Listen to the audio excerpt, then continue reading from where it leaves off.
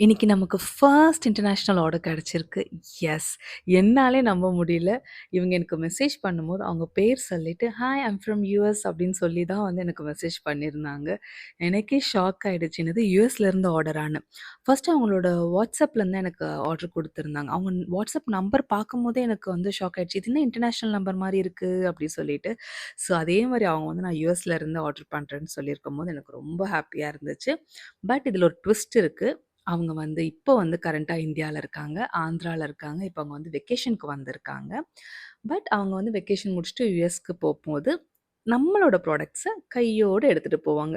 ஏன்னா, இந்த ப்ராடக்ட்ஸ் எல்லாமே அவங்களோட யுஎஸ்ல இருக்க ஃப்ரெண்ட்ஸ்க்காக வாங்கியிருக்காங்க. ஸோ அவங்க சொன்னது அதுதான்.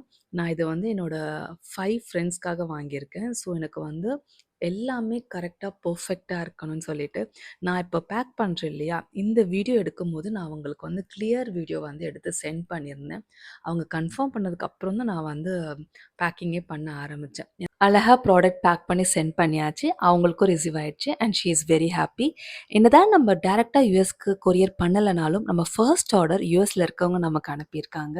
So I am very happy. கண்டிப்பா ஃபியூச்சர்ல நம்ம நெறைய இன்டர்நேஷனல் ஆர்டர்ஸ் எடுப்போம்.